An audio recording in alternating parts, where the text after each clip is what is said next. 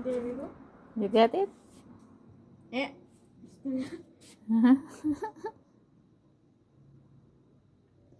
Zoom it. Ayan, nagtatahi ako ng shalwar kamis ng anak kong lalaki kasi bukas ng umaga is Eid. So, puti po yung, off-white po yung napili kong kulay para sa kanya. Maganda kasi ito kapag umaga sa Eid, mga sisi, ay mostly po talaga dito sa bahay ay puti po yung sinusuot nila para po papunta sa masjid. Ang tila po nito ay pang summer talaga at wrinkle free po ang tila na ito.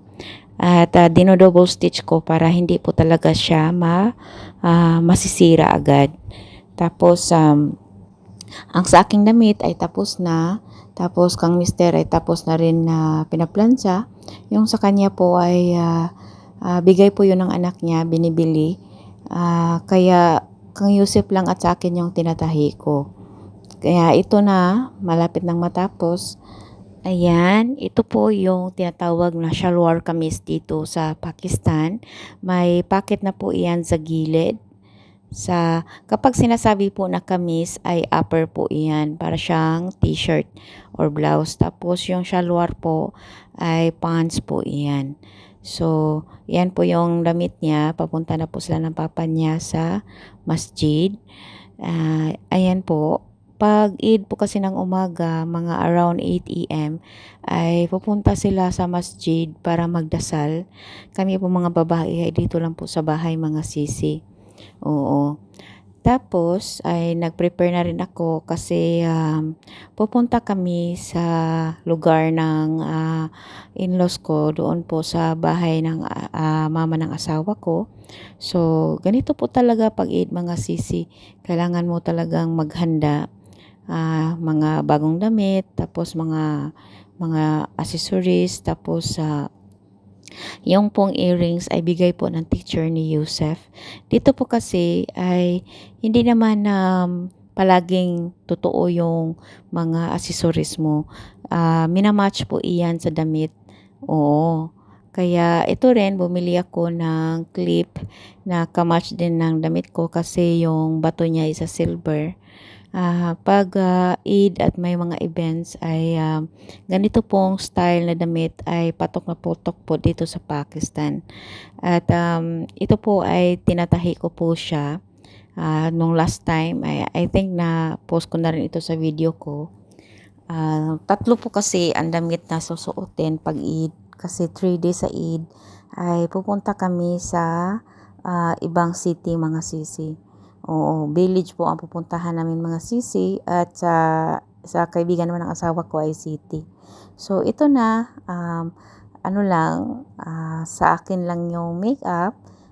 Dito talaga sa Pakistan, dito ako natututo na mag-makeup, mga sisi. Kasi sa atin naman ay wala. Parang na ano na rin ako, nainganyo na rin ako.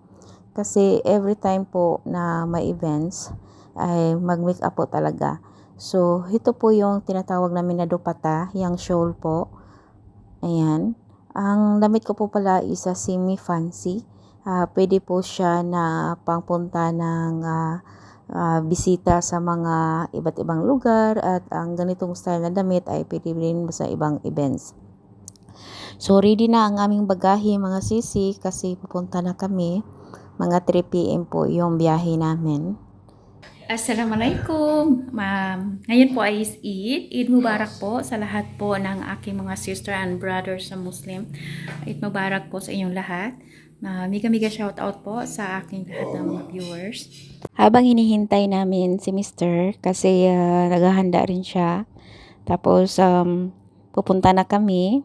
Ayan. Medyo malayo po yung biyahe po namin, mga sisi. Around 4 hours po. Pag dumating kami doon, 4 hours yung biyahe. At yung panahon is medyo makulimlim. Malamig po siya. Ayan. So, dumating na kami dito sa lugar ng mama ng asawa ko.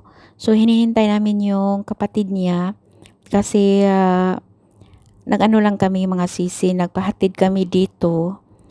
Tapos hinintay namin na ma-pick up at dumating na kami sa kanilang mga bahay. Ganito po yung bahay ng mama ng asawa ko, mga sisi. At dito sa Pakistan ay pinaghahandaan po talaga kapag may bisita.